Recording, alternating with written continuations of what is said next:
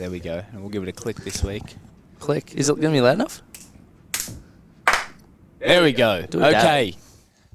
We are back. This is part 2, our first part of season 3 of the It's not Virtus enough podcast. of me for one podcast. There's more. I've got more to talk about. Jeez. Good job to the people for persisting. Hey, people might be turning off already. Your reward, more of Lachlan Wallace. So we'll just kick off immediately where we left off in the first part. Part A, Part I, Part V. No, Part 1. I'm pretty sure you did Part A on the one of the titles. Yep. And Part 1 in one of the others. So good from you for being consistent. Consistency. I like it. Just mixing it up. It's important. We left the listeners on a bit of a cliffhanger. We were just about to dive into COVID. So there's about 10 podcasts that you and Coop did during COVID. Yeah, so I'm not talking about COVID and Virtus anymore. Yeah, it was like the listeners. It was fun. It was glorious. It was a beautiful part of our lives, but it's over. Yeah, mostly. So we're done talking about it. So if you want to know about what happened at Virtus during that time, the podcasts are there. Just scroll down a little bit and you'll find it. But I think today, future, good things. Yeah, the future of Virtus, the future of Lachlan and his family and the girls.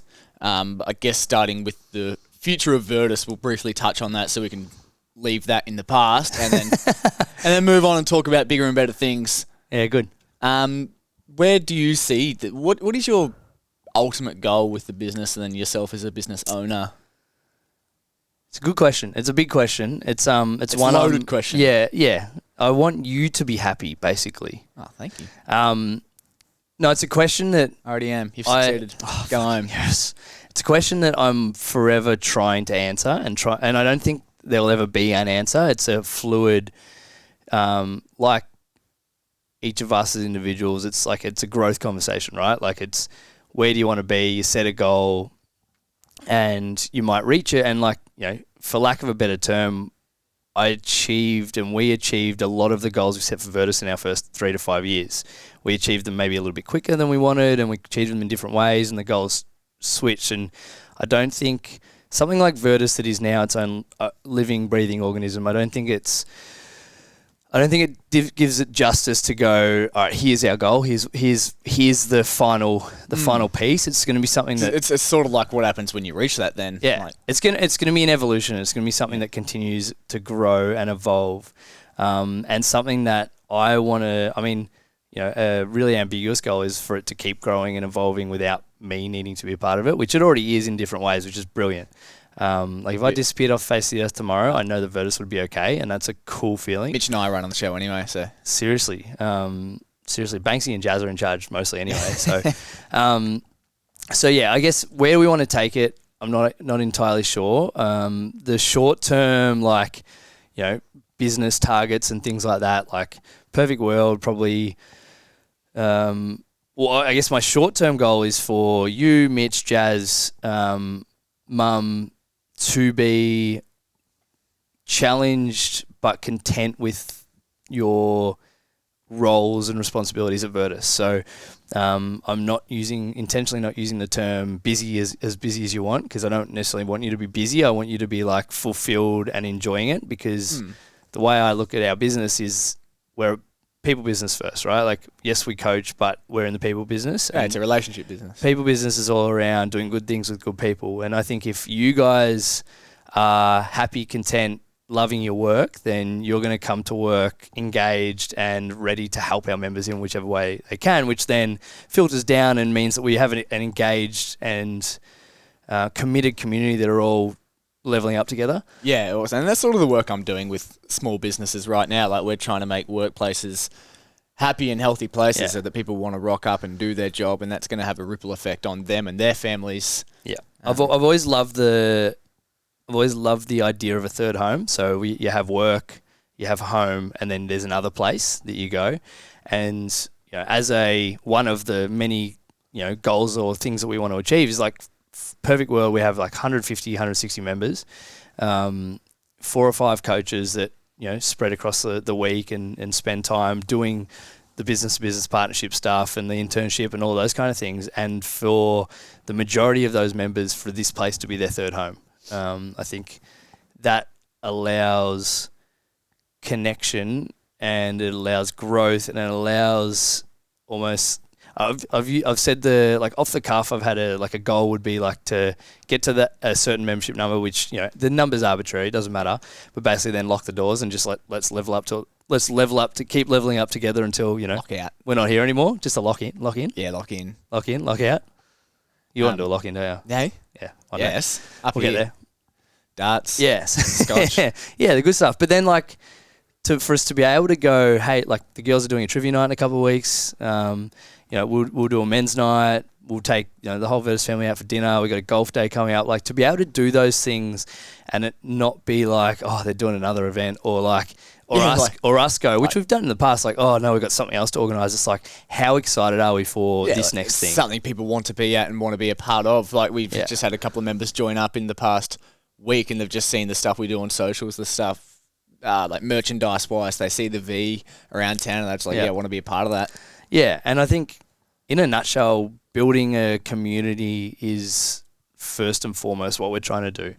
Our mission, which I get is easy for a mission just to be words on the wall. We want to have a remarkable coaching experience that we deliver to our community. But at the end of the day, coaching, education, community, they're our three pillars. They're the three things that allow us to show up to work and it doesn't feel like a work. For me, it doesn't feel like a workplace. It's ridiculous that we get paid to do it. It's a rort. It's a rort. But it's pretty dumb, right? That we have a space where people love to be, and we get to go to a place that cool people want to be, and where people want to hang out, and we literally just sit there, and almost any hour there's people that we just want to hang out with. Yeah, at the start of every shift, you're checking Waterfire. It's who do I get to hang out with tonight? Who do I get to chat shit with? Yeah, every now and then help them with coaching, help them with something. But for the most part, you're just hanging out and making their day better. Selfishly, as a coach and as a business owner, and you guys as staff, is selfishly we want that because because it means we have fun and we get to go to work and have a good time. I openly say I hate when the gym's quiet. I hate a quiet night. I love a quiet night every now and again. It's a nice juxtaposition between the two. Yeah. This morning was it was no one booked in and everyone rocked up and I was like, what is happening? But there's guys from footy, there's people that are professionals, there's people from different walks of life all in the environment, chucking tin around, smiling, laughing, having a good time, listening to my brilliant playlists. I was chatting to Schmitty the other night. Shout out, great man. Yeah, another shout out. He's probably Can 5 you out talk of about 7 anyone at the else on moment. this thing? He's just our favourite. He was saying I've never had this in any other gym where I could just go up to any person in the gym and talk to them. I won't name the gym. He's I couldn't do it at that gym. It'd just be weird. You wouldn't talk to another person. You just go there and do your own thing. Which is it's a bit of a shame, to be honest. To not and people. The gym is a lot of different things to a lot of different people. Some people, it's just their space where they whack their headphones on and they get their session done, they leave. And for us, that's not what we're trying to build and that's not what we're trying to create and that's not what our members are helping us facilitate. Virtus is a space where, it's a rule that's been on our wall since day dot is know everybody's name and know everybody's story. And as cliche and as woo-woo as that is, it's just if you walk into a space and everyone knows your name, you immediately feel a part of it. And I think that in a world that is ultimately very connected, but very disconnected at the same time, having places you can go, third homes, workspaces, gyms, doesn't matter what it is, having places where you can be a part of something, a place that actively helps you be a better version of you, and allows you to connect with other people who are actively trying to be a better version of themselves. It just allows the whole community to connect, be a part of a tribe, to thrive. Feel like they're, part of a movement or they're, because I don't know, I like to think that people can walk in here and be having the worst day and they can, someone will put a smile on their face. It'll add some momentum to what they're doing. They can train, they can do the Normatex, they can sit in the sauna, they can just hang around and talk shit. I've been here just over a year now. I couldn't count the amount of times someone's come in after a shitty day and they've left with a big smile on their face. Yeah, and it's there's been times where people have come in and their world is falling apart around them, and family members are sick and things are going wrong. And I'll never forget a couple of years ago, one of the guys that trained here for a few years, his grandpa died, and he's like, the only place I wanted to be was here. And I was like, do you need anything? He's like, no, I just want to be here. And like that in a a simple example is what we're trying to build. And I didn't want to talk about it, but the COVID kind of like reinforced that people and place conversation. Is we want a place where people want to be with people we want to be with, and the business side of things is almost like it's an afterthought when things are going well, because you can focus on that. But it'll take care of itself if you create that, if you foster that people in place. Yeah, and it's journey before destination. It's like process before outcome. It's that conversation. It's what are the little things we can do to make the experience better and to add value to each person when they do come through the doors. Like that's effectively our goal. I guess when you hook back to the training experience as well, like success leaves clues, and our strongest and most capable... Great use of success leaves clues. Our most capable members, they're the ones that are here like most days of the week, like your Shane Scotts, your Cats, whatever. Like, so if you can create a place where people want to come to, then they've already ticked off 80% of the barrier, and that's just showing up. Yeah, and it's a James Clear ism. James Clearism is just find a place where your desired behaviour is a normal behaviour and spend time in that place. And I guess in a nutshell, the growth for us and the growth for the business is just to do the things that allow this place to be a space where people want to be. Yes, we need to have memberships, and yes, we need to be able to pay the bills and all those kind of things. But a lot of the additions that we're trying to make is like building out the allied health arm of the business and adding all the recovery tools and all of these kind of things. All of these things help from a, nuts and bolts technical recovery standpoint, but ultimately the real benefits are in the culture that it allows it to build, and we attract people.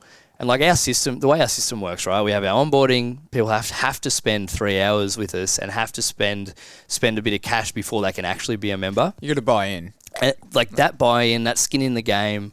It builds trust and willingness from both ends. It builds trust from us because we get to know, all right, this person is committed to growth and committed to building a better version of themselves. And this is like the thing that's come up in the past is like, well, there's nothing wrong with the version that you are now. And then there is absolutely nothing wrong with it. But our people are people who want to see improvement and want to see growth. And it's kind of that balance between like being immensely proud and grateful for who you are and what you are and what you're capable of, but then having that little bit of dissatisfaction about going, I can do more, I can be better. It doesn't mean you're a piece of shit now. It means you're brilliant now, but hey, more brilliance, like more goodness. Nothing wrong with more brilliance. That's what we're here for. So yeah, I guess the short-term goal is just to keep cultivating that day in, day out, worry about, the nitty-gritty day-to-day. My goal as a business owner is to remove myself from that day-to-day as much as possible. You've told me over the next 12 months you want to empty your calendar, essentially. Yeah. Which is a segue into my next question, so we'll continue. Yeah, I want to have an empty calendar. Like, in a nutshell, that's a really good way of looking at it. I want to have an empty calendar. Outside the commitments of, like, football and those kind of things. Basically, my goal personally for next year is to have a year off coaching. I'll still do covers and still do onboards and all those kind of things, but I want to have the capacity to both support. So I see my role going away from the day to day, so away from like the sales and the membership stuff and the looking like the facility stuff, the operations basically, and shifting more towards like the bigger strategies. Like, all right, where are we heading? What are we building? How can I support you guys in those roles? And what that will allow me to do is it allows me to kind of like, zoom out a little bit. When you're real close to a thing and you're like, this is... You're looking at the sky through a straw. Yeah, this brilliant analogy. Like I just saw Greg and like had a bit of a sore neck and I was like, hey, can you just like crack my neck? And he spent 10 minutes, found the problem somewhere else, gave me a bit of bit of local relief, but he said, hey, we've got to fix this issue first. And I think when you're too close to a thing, and this goes for like anything in life, when you spend too much time right up front staring at it, you miss the rest of the picture and the rest of the organism. Saying you missed the forest for the trees. Oh, great use of forest for the trees. And you don't want to miss the forest for the trees. Like, you want to be able to, like, if I look at our business now, I definitely spend way too much time in the trees. And that's partially, that's significantly forced by the situation that the world has put us in the last couple of years. But it's also a choice, because when you're stuck in the trees, it's like, it's safe and it's comfortable, and it's like the easiest thing I can do is just revert back to coaching, because like, as a business owner, the easiest thing I can do is revert back to coaching because I like it. It's what you know. I'm somewhat competent at it. It's what I know. I've been doing it for a long time. You kind of just fall back into that. But when we're talking about like our members wanting to come in for growth, the business needs to grow and evolve with them for us to be able to deliver the best coaching and education and community experience that we can. And me coaching might make the people on the floor better, but it doesn't make the business better long term. And my ego's healthy enough to admit that I'm not our best coach.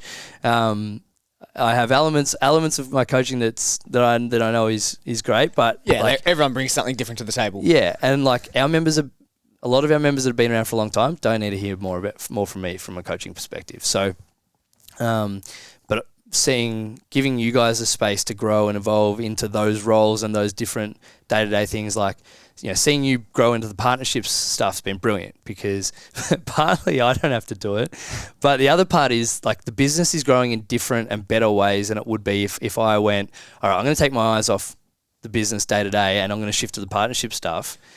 Then there's only so much one man can do. Yeah, and I don't need to or want to or have a desire to do that. So it means that we don't grow in ways that we could, because either I don't put someone else in that position, or I don't want to spend that time there, right? So seeing you do that's been brilliant. Seeing Mitch get back into the internship's been brilliant. Really excited to get Jazz for a good period of time. Yeah.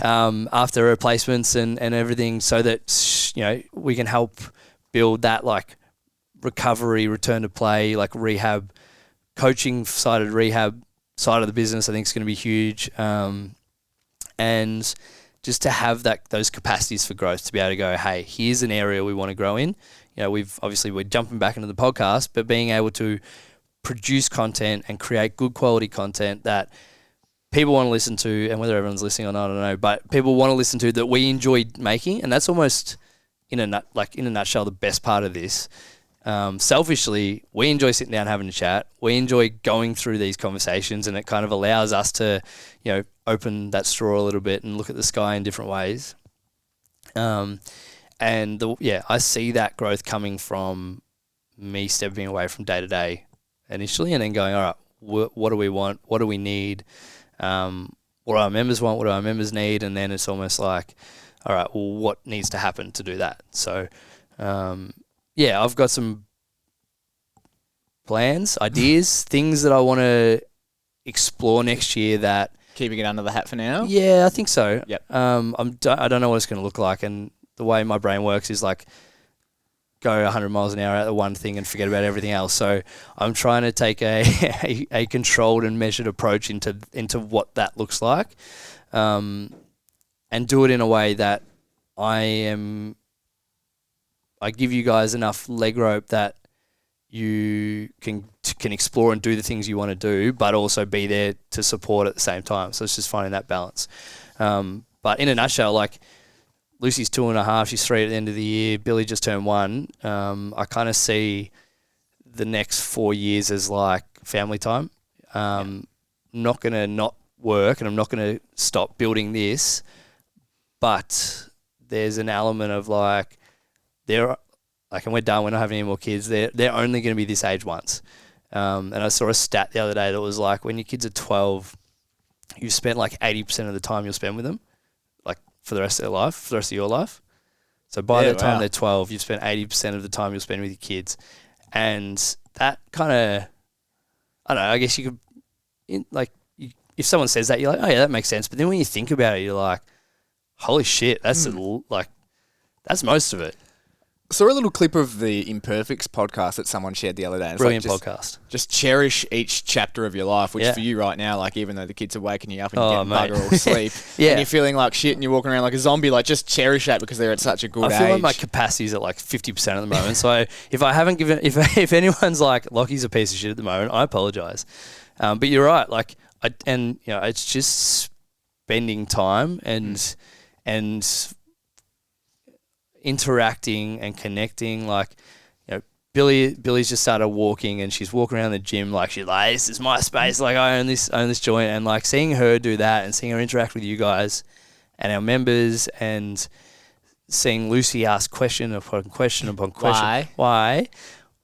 And it's just like, it's phenomenal to see that improvement, see that growth. It's like we see our members grow each time they come in here, right? And it's like, it might be, one of the girls this morning was like, I lifted I was front squatted 40 kilos last week and I'm only at 32 and a half and it feels the same. And I'm like, perfect learning experience, right? You don't have to have the same output to still exhibit growth, right? You showing up, you knocking this over, you understanding, and it's almost that learning experience of you understanding that you're not going to be at your best every time, but you've just got to do it and do it as well as you can in that moment, and that's going to bring you forward so that it might be next week, it might be a month's time, it might be 6 weeks' time that you hit 42 and a half or 45.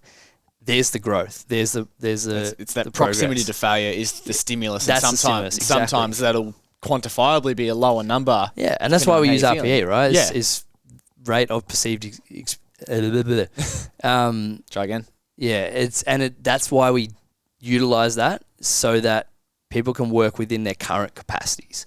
Like the way I look at training is just the ability to challenge yourself to grow your capacity. Exhibit a stimulus, allow a response, and then grow from there. And sometimes it takes longer and it's more painful than we want it to be. And this goes for like life. But we see our members improve each day, improve and grow each session, whereas they kind of miss it. They're almost like too close to the thing, like I was speaking about before. They're looking at the sky through a straw.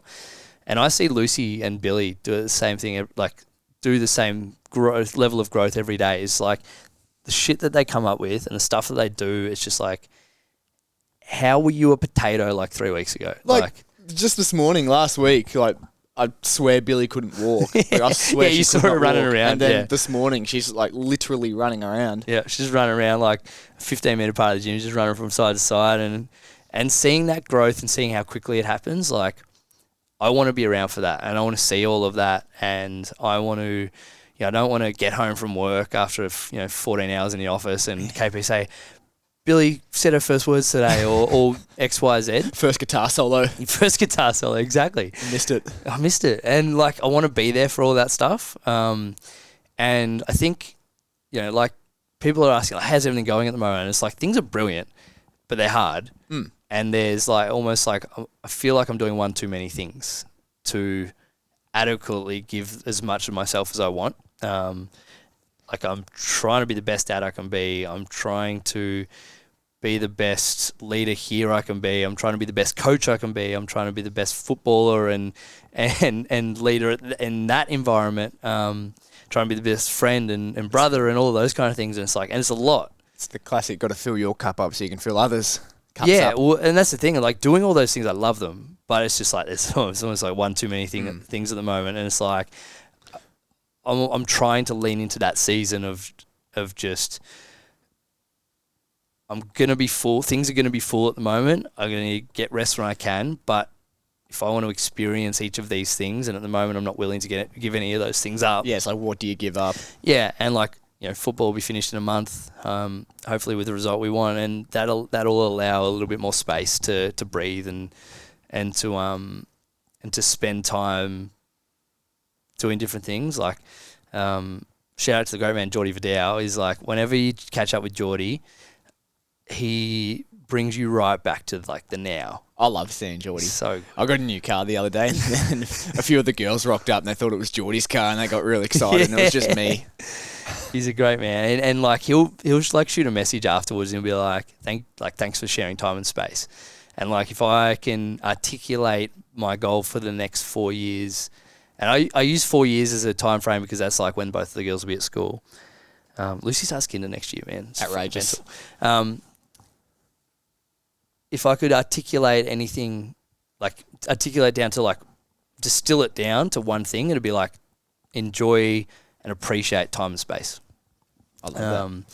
So that's my goal. Excellent. There's a really long answer to a really short question. So we've spent almost half the podcast pumping up Virtus and ourselves and how good the space we've created is.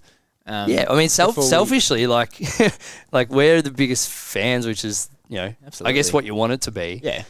Like we have a lot of raving fans in our community, which is brilliant, and a lot of people that are part of it and have been part of it and things like that. And, the people are what make it so special. So, like, we can sit here and pump up the space and the environment and the coaching style and the system that we run with VGT and VAD and all those kind of things. But at the end of the day, the people that walk through the doors are what make it special.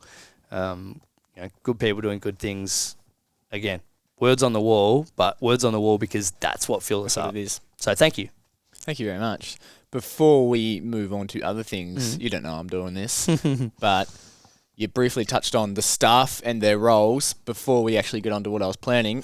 Where do you see each of the staff and their roles over the next little period of time? Yeah, I mean, this question, the caveat to the answer to this question is like, what do you guys want to do? I guess my management style is pretty relaxed, and it's not even a management style. Like leadership, whatever word you want to use, it doesn't matter. It's like I want to give you guys space to grow and space to explore good things and the things you want to do. So the answer to that question's got to be like things you actually want to do and things that actually fill you up. And I get there's always a part of work that you've got to do. It's just, like getting up at 6 a.m. or 5:30 a.m. is not pleasant, but you do it. And no one loves vacuuming the floor during a shift or after a shift, or no one loves cleaning things up or doing that. But it's just part of what you do, right? Because it makes the world and it makes your world like if you look at, everyone wants to make the world a better place, right? And like that was like my goal, like. That is still is my goal. That's everyone's goal, is to make the world a better place. But if you just focus on making your world a better place and make the circle around you a better place, it makes the world a better place for everyone else. So, there's always going to be stuff you don't love doing and you don't want to do that's a part and parcel of the job. We can't just delegate all of the shit jobs to everyone else. But yeah, I want to find things that you guys love doing and that you guys enjoy doing, and even if you don't love doing it, like for example, your attitude or your response to like, hey, let's do sales 12 months ago would have been what? Yeah. Disgust. Yeah, it's yuck. Sales is yuck. It's it's manipulation. It's bullshit. It's not me. What's your response to like sales now? I'm catching up with Alex most weeks to do sales stuff, and it's really enjoyable. I'd leave every meeting like pumped to like help people action the things that we've chatted about. Yeah, and like my role is to then go, all right, well, here are the 15 roles in the business or 15 responsibilities in the business that need to be covered by someone. I want to move away from it. Like, who's willing to put their hand up? Or it's almost like, all right, well, whose role is this best suited to? Or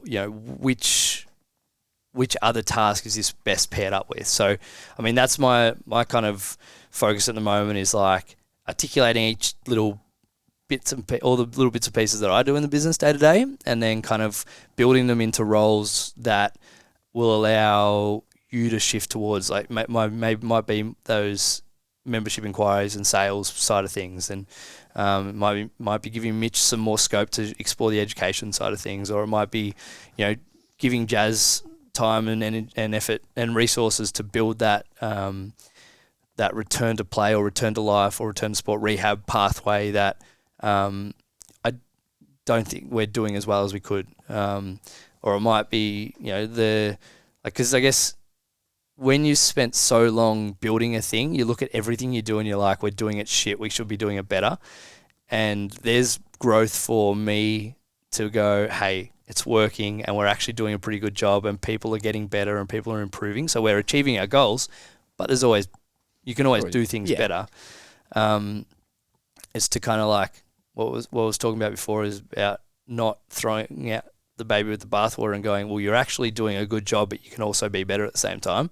It's not that you're not brilliant, but I look at our client journey or our member journey at the moment and go, all right, well, there's not as many touch points as I'd like. There's not as much quality as I'd like. There's not as many check-ins as I'd like. So how can we build that in? So I guess the roles and responsibility side of things is like, I don't want to just throw you under the bus and go, hey, member journey, your job, good luck.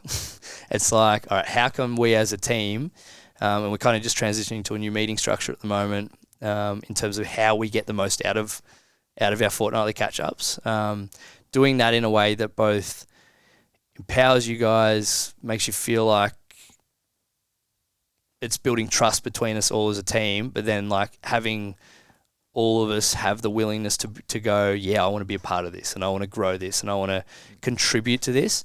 A big part of being part of community, and this can be a football club, it can be a gym, it can be a workplace, is walking in and knowing that it makes you better, but knowing that you have a responsibility to contribute to that thing to make it better as well. And then, the days where you're a bit flat because you haven't slept or you haven't had your sausages in the morning or whatever it is, know that I'll be here to support you and give you a cuddle and lift you up and make you better.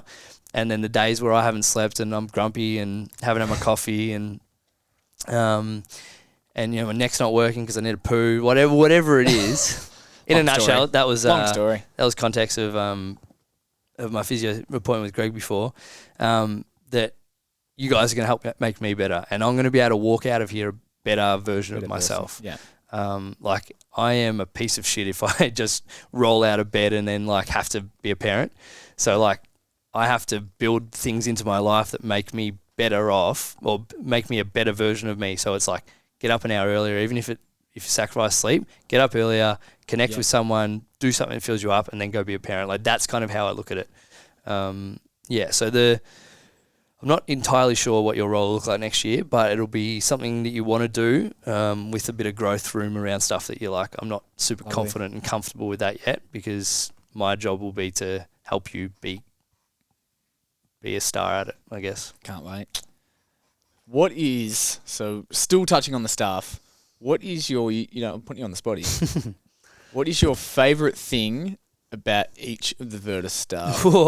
Starting with Jazz. Jazz is just a ball of sunshine. She's incredibly intelligent and at the same time, which a lot of people are kind of one or the other, and this is, like I haven't spent as much time with Jazz as I'd like to, but that'll come, is she has the capacity to make you feel super important whilst also like you can just tell her brain's ticking over and she's like, how can I do this better? So her as a coach, like I think she's a phenomenal coach, and I love the way her brain works. Jazz just makes you want to smile. Love that. Gregory, DJ Fizzy Rascal. I've known him for a long time, and like when we met in like 2016, we had a handshake agreement and like, yeah, let's give it a go, and we're still rolling off that. And like, he's loyal, he's committed, he's taught me an infinite amount. So he's incredibly intelligent, but just a wealth of knowledge. Yeah, he makes the room better when he's in it. Whether it be like him taking a piss out of something or him getting his ass kicked to FIFA or him fixing something, like he's just he's like the kind of person you want to grow up to be and be like. He's revered in like the best way possible. Yeah. I can't spend enough time with him. He's the man. Your mother.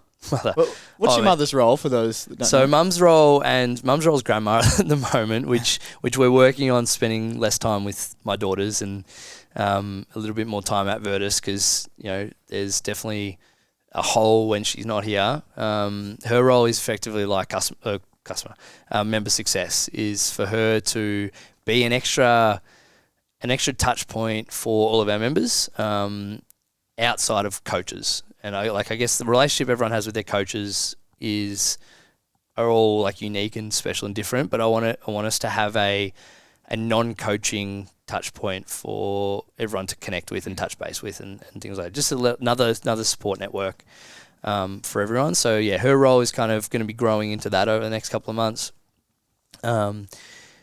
She's the most selfless person I know. She's glorious. I love her so much, and she does so much for everyone around her.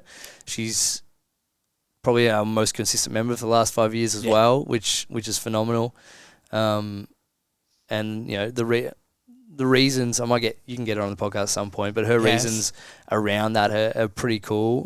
Just in terms of like her wanting to be strong and capable as she gets older. And yeah, she's similar to Jazz. She just lights up the room and makes people better and cares too much about this place and me sometimes, but she's like Jazz, just like always happy. And like she does that and then has to refuel and refill her cup in her own time, and that's something that I'm immensely proud of how much better she's getting at that over the last couple of years. So yeah, she's awesome. She makes everyone better. Yeah, like people's energy is contagious. Like if someone, when someone walks into the room and you sort of like give your mate the look like this guy, and like you can sense other people's energy, and like Jazz and your mum, like definitely their energy is very uplifting and contagious. Yeah, just always like never walks in without a smile on their face. Yeah. Who's left? Mitchell. I love Mitchell so much. He's such a fucking pain in the ass. Mitch is like really. He's such an incredible coach and cares so much about the people around him. And there's so much of Mitch that I dislike about myself that I see in him that annoys me. That I'm like, hey, just talk more. Just open up. Just vomit. Yeah. And like we're very different people. We're very similar in different ways. And just knowing that his role as head coach effectively at the moment, like knowing that our members are, like he's overseeing and looking after our members, it's like the safest thing in the world. Like I know that they're going to get looked after, and I know that he's going to do everything he can to bring on as much value as possible for them, but give them the best experience as it can. Like, the bloke's making smoothies at 7 a.m. for the crew at the moment, and everyone loves him. Like he just has a way to connect with different people, like that personality chameleon. It's so important. Really good important at it. As a coach. He's really good at it. And that's something I sometimes really struggle with. Like there are some people, like not here, but like just in the world that really you just struggle to click with. But there's people here. Like we have members where you're just like, I'm just not vibing, and then it might take 6 months to get to know them a little bit better. Mitch should just vibe with 100% of people. That's definitely not true. He's definitely been someone that he hasn't loved in the past. But Mitch is a treasure. Don't tell him I said that. He won't be listening. No, he won't. Mitch is brilliant. I have as much time as he'll give me, which is not enough. He only gives me like 2 cuddles a year, but hey, it's glorious when it happens. So yeah, I think I'm yet to receive one. Yeah, it's been brilliant to see his growth over the years. Like, he started out like as an intern, like 2016, and was friends with my sisters. So I went to school with my sisters. So I just remember he was this like annoying little kid that I would have been the same. I would have been pretty similar when I was at school, and just bright and bubbly and stuff. And coaching changed him a little bit and got a bit grumpy there, but he's he brings so much value to everyone, and he makes Virtus an infinitely better place. You all do. Pump you up. I think the best thing about you is just your hunger and desire to like be better and make the world better and make your world better, and you do it in your own way, but you never shut yourself off to like advice and suggestions and things like that. It might not. Yeah, you're always like, all right, how can I do it? How can I do this better? What do I need to do different? And you take everything else on board. So, you, like, I don't know, I've got utmost respect for you for actually taking, like, hey, I want a job, to moving your whole life, 3 hours away, 4 hours away from home, finding a place, building the community, building out a part of the business that was probably neglected for a long period of time because it just wasn't a priority. And you seek out, you're just always seeking out growth. Like that's number one thing. Like, here's some advice, don't overdo it.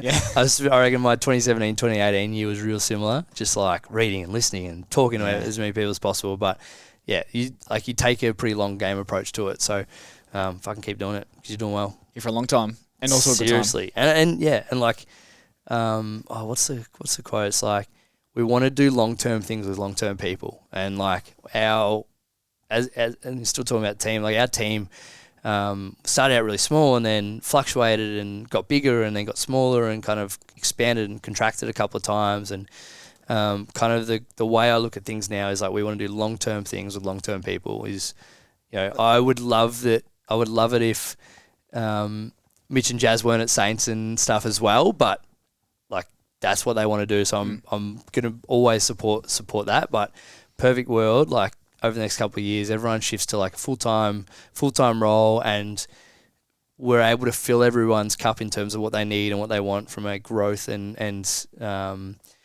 day-to-day interaction perspective, to the point where like everyone's just 100% in on this place, and it's like, stay here forever. You briefly touched on the team's grown and expanded and shrunk. You told me you had like 15 coaches at one time. Like, what was it? No, we didn't have 15 coaches. We had 15 was, I think, our max staff. So we had like Brookie was doing Pilates, which is brilliant. We'll get her back soon. Mayo's yoga. I think we maybe had 7 or 8 or 9 coaches or something at one point. Physio, Greg was here, Mum was here, which was brilliant from a learning experience for me of going, all right, what kind of business do we actually want to run? And I think I spoke about this in part A, part 1, whichever one we're going with, around like actually figuring out what kind of business you want to have. And like early on, the goal was like shoot for the stars, right? It was like, let's build, the biggest health function performance center that the Southern Hemisphere's seen.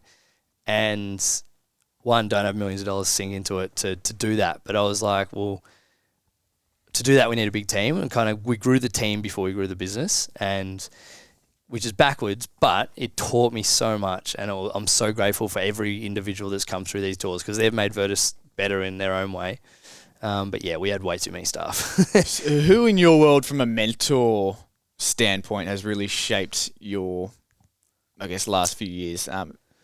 You guys are business mentors. Yeah, so I kind of we spoke about this the other day, but we dove pretty heavily into like the personal development and business development things. Had a couple of business coaches that I learned a heap off, a lot what I really wanted to and a lot what I really didn't want to do, or the way I didn't want to live my life or run the business. Shane at Sayer Consultancy has been brilliant over the last, I reckon, a little over 12 months now. Yep. Like, he's kind of, it's the right level of support. Like, we have one call a month, and it's just like an hour and a half of me just going like, here's all the stuff that's happening, and him going, all right, what about this? What about this? We kind of have a focus for each month, and it just keeps me on the accountability path. So he's been brilliant.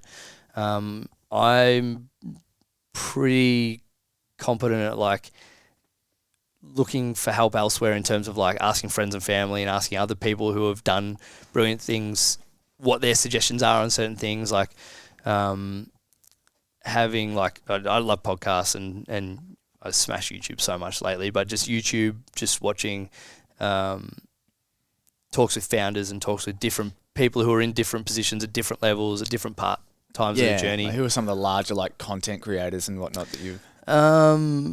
Logan Galbrick at Juice, who I've had on the podcast before, the way he runs his business is incredibly, I don't know if inspiring is the right word, but it makes me want to do more with Virtus, or makes me want to connect more with Virtus. There's probably not one particular thing I'd like to try, or one particular person. I like to try and like pick little bits and pieces. Like the way I look at it is like there's no business like Virtus. Like there's lots of businesses have likeness to Virtus. There's no business like Virtus, and the way we build it and the way like what our values are and what our unique differences are, and like there's no Virtus that has a you. There's no other Virtus that has a you and has a Mitch, and et cetera, et cetera. So it's almost like just picking and choosing the things that I like and don't like from other businesses and going, all right, let's talk about this here. Like Athlete X in Perth, Mel, get heaps of inspiration from him and what he does. Melbourne Strength Culture Boys, I love seeing what they're doing. Like I love watching, all like Lex Friedman podcasts, and like absolutely nothing to do with strength and conditioning, but just the way, like probably the most beneficial episode I've heard is him talking to Rick Rubin, music producer, and them just talking about enjoying music and slowing things down and allowing yourself to just like not change everything, but just like pay attention to it and going, all right, here's how things could be a little bit better. There's probably not one particular person. Love reading, so like Seth Godin and Ray Dalio, those kind of guys. Like I get inspiration from like Bo Miles, just backyard adventure, making cool shit. Like, it's easy to lean back on like the catchphrases and the sound bites and stuff. But good people doing good things is probably where it's at. I've heard that before. It says good things on my shoes. Custom. I love it. We're at the 46-minute mark. Another quick game before we wrap up. Yeah, go on. There's a bit of word association. Me and Mitch did this. Yeah, go on. I got 5. Yep. You're going to give me the 5 members that come to your first all right. member that come to your name when you hear each one. Yep. Then we're going to move on to the last 10 minutes of serious stuff. Excellent. First one, consistent. Consistent. I mean, it's been said, Cat Swan, bro. Shane Scott would be up there. Darcy Murr. A lot of love for that kid. Just shows up, gets work done, even when things aren't going super smoothly. You're going to get 2 ripper sessions out of him every week, plus his footy, plus his game. So, yeah, Das. So was it Das, Cat, or Shane? I was just working through the thoughts. I'm probably not going to give you one person for each one. Oh, fair enough. Das would be the one at the moment. There's a lot of brilliant members that we got. Funny. Phil English fucking makes me laugh. I love Phil English. Phil English is a really good man. I reckon he's unintentionally funny. I don't reckon he means it, but I fucking love it. I'm going to jump in here because Phil English is a fantastic man. The other day, my car, or the hire car I was in, shat itself, and he come out of his way from Mount Eliza to come and jumpstart my car. Brilliant man, Phil English. He's a good man. Noah Oliver's pretty funny as well. Noah Oliver's a clown. He's an absolute clown.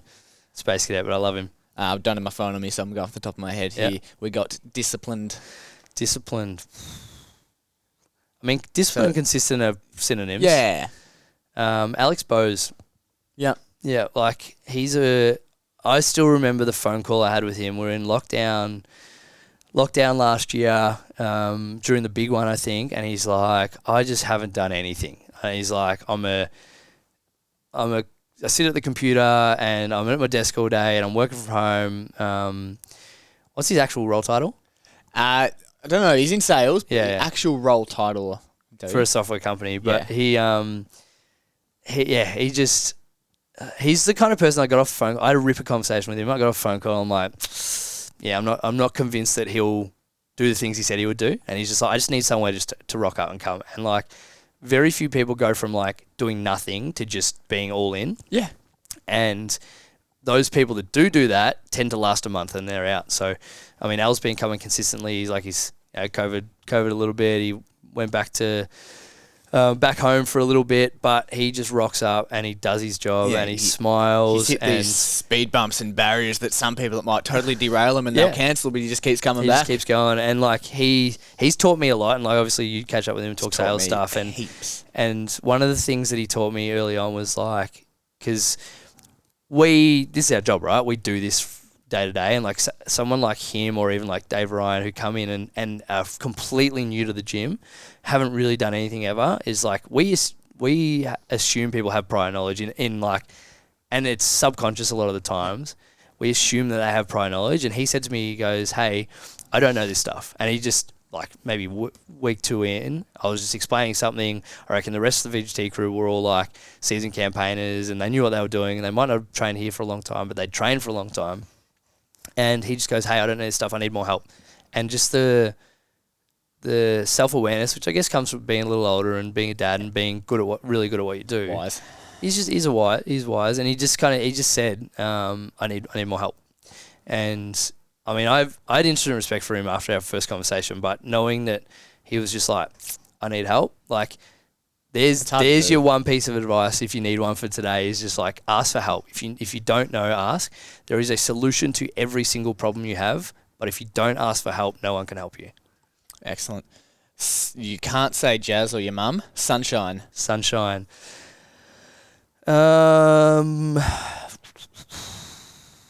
Ooh, there's so many. I mean, short term, I'm pumping Laff up. Oh, I love Laffer. He's same. just like, I really like because I trained with him on Monday night, and KP go, we went out for dinner afterwards. She goes, "You love having Laffer back, don't you?" I'm like, "Yeah, he's my boy." He's like a brilliant man. Yeah. I mean, like I've known Laffer since he was our running water for us in the seniors. Seeing his growth and development from a football perspective, but then just from a life perspective, brilliant. So yeah, Laffer makes me happy. Yeah, I regretfully before he left didn't spend much time with Laff. I think he left just as I started coaching here to go and play in the waffle. Yeah. But yeah, since he's been back, like fantastic man. I've caught up with him and trained a few times. He's a ripper. Yeah. Beautiful. Finally, Wise. Can't say yourself. I am not wise. I have no fucking clue what I'm doing. I'm just throwing shit at a wall and seeing what sticks. Members. Yep. Ooh. Ali Miles. Nice. Just, yeah, we had a little chat today around like capacity and seasons and like having all these things you want to do, but only having a certain amount you have the capacity to do because, parent, work, life stuff. Yeah, she gets it. Yeah, awesome. We sort of covered this yesterday in the Quick 5:30, but just as we wrap up, what is one, and you can't say your answer before, what is one thing you wish you could teach the world? Well, the ask for help is a pretty good one. So I was trying to think of what your answer was 2 minutes ago. Just revert back to that. Ask for help. Oh man, you can stop me. I don't know. Just like life is about struggle. And then I think there was a book I was reading about Buddhism, and it was talking about like it was bringing parallels to life is like surfing, is where you spend the majority of your time riding, like paddling out. Vast majority of surfing is just paddling, and I don't surf, so talking out of my ass here, but there's vast majority is paddling, and then there's the wave selection, and then you might get on the wave and get dumped, or it might be a shit wave, or it might be the ride of your life, but you've got to go through anything you do. You've got to go through the paddling, and you've got to go through the sitting there waiting and assessing what's going on before you pull the trigger. And then it might blow up in your face, or it might be brilliant. But like you don't get to experience the brilliance unless you've gone through the other stuff. That's a fantastic analogy. I have not heard that one. That's brilliant. So yeah, know that if things are tough, and for a lot of people that have really been in the last couple of years, like if things are tough and you're struggling and you feel like you've got no capacity to do anything, just know that things will get better, but you've got to go through the bullshit first to come out the other side. Brilliant. Who in your world are you most proud of? Oh, KP.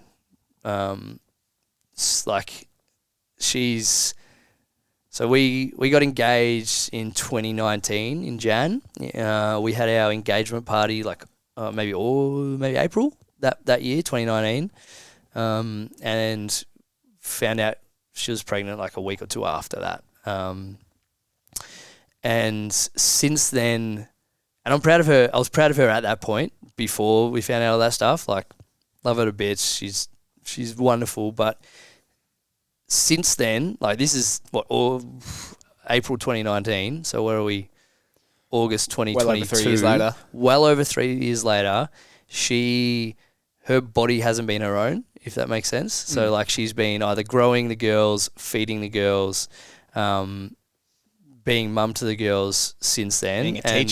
Being a teacher and being a friend and, you know, being a wife now, get around her. Seeing her growth and the challenges she comes in, like having to paddle a lot and having to sit there for the waves a lot and not getting to ride many waves over the last 3 years. It's brilliant. It's just persistence. It's just showing up and doing her best. And yeah, she's such a wonderful mum to the girls. So she's the first one. Proud of you guys. I'm proud of our members. Proud of Lucy and Billy for like nothing. There's nothing cooler than seeing like your daughter like stand up, fall over, and this is something like we can learn from kids. Is Billy will fall over, might like whack her head or something. She'll cry for a second. She'll stand up and she'll try again. And there's no like, well, I failed, so I'm done. Like keep having a crack at the cool shit because you know eventually you'll find that wave. See, I can segue going back into it. Hey, this is usually our first question that we ask, and I've just realised on both part A and B, I forgot to ask, what gets you out of bed in the morning? What gets me out of bed in the morning? Coffee and my alarm. I used to hate when people answered like that. I don't know. I think it's probably a desire to do and experience good things, which I know is very vague and doesn't really tell you anything. But I think, like, I don't know, life's so fucking weird. Like, every now and again, I just have moments where I'm just like, what the fuck are we doing? Like, we literally, like, just think about our existence, right? Everything is made up. I'm sitting in a room that is built with plaster because, like, that's the best option we have right now, that has plywood walls that I screwed in with a power drill that someone designed, that, like, we're sitting in we're in a court that has paved roads and drains, and like we're doing it in a suburb of a wider region that there's cities and there's cars that drive, there's combustion, and like I've had conversations like that at fucking cool, like on ungodly hours. In the morning, but this is it, right? But just take a moment to think of how just batshit crazy and insane our existence is. Like every time I cross the Westgate Bridge, it's like, how do you build a bridge like this? Yeah. Like, and we get like engineering and technology. And millions of years ago, there's nothing around, and you know. Yeah, but just the fact that I can have that thought of that, I can have cognizant thought that allows me to go, well, why is this? And you know, this is maybe the human. I mean, the curse of being human is that we'll never know the answer to all of these questions, and I don't know, I'm okay with that. I can surrender to that. But to think that, I think it's a Joe Rogan quote that we're on it, where monkeys that learned how to read on a spaceship without a roof, hurtling through infinity, and you know you can add a whole lot of superlatives to that idea, but just that, and that we're like, time is infinitely expanding, which fucking blows my mind anyway. I don't understand any of that. Knowing that, and knowing that, you know, people are worried about what's on social media and oh man, I don't know. And we're here for such a finite amount of time. Like, I think I spoke about it last week. 4,000 weeks is a book I'm reading at the moment called Time Management for Mortals. Have we speak about this? 4,000 weeks. We speak about this in the podcast? Nah, we did not. All right, so I've already ruined it, but how many weeks do you think we live for? The average human lives for? Oh, I reckon it'd be about 4,000. Yeah, it's fucking spot on. So if we live to 80, we live for 4,000 weeks, right? And like, if you ask people that question without them knowing the answer, so I've ruined this, but most people will be like, I don't know, 40,000, like without actually sitting there doing the maths, they think it's a lot more. So the book I'm reading at the moment is called, I think it's just called 4,000 Weeks Time Management for Mortals. And it's basically like, rather than trying to be more productive and trying to fill your time with jobs and with to-do lists and with things, it's like, figure out what really fills you up and figure out what you really enjoy and figure out what really makes the world a better place and do that. And I guess that probably circles around a little bit to what my goals are for the next 4 years is time and space and enjoy seeing the girls grow up, because we never get this time again. Life is the longest thing we do yet. It'll be over before we know it. And, you know, as far as we know, there's nothing afterwards. So best we find things that we love and do those things with people we love and do it in a way that makes the world a better place. Otherwise, like, what's the point? And none of it matters. Lucy jumped on the podcast, you know, what's the meaning of life? And she goes, nothing. And yeah, nailed it. Could not have nailed it anymore. So absolutely nailed it. That's a brilliant spot to finish. Like, I could do another hour podcast right now talking about all that cooked stuff we were just talking about before, about time and maybe space. Maybe we'll get a bottle of whiskey and do one. Yeah. And not record it, or record it, but then not send it to anyone. We'll just do it. Never to see the light one of thing day. we didn't do at the end of the last podcast, press the good. What colour? The see you later. They're all upside see you down later day. Yellow when you're ready. So is that it? That is it. Phenomenal. Yellow button. Have a good day.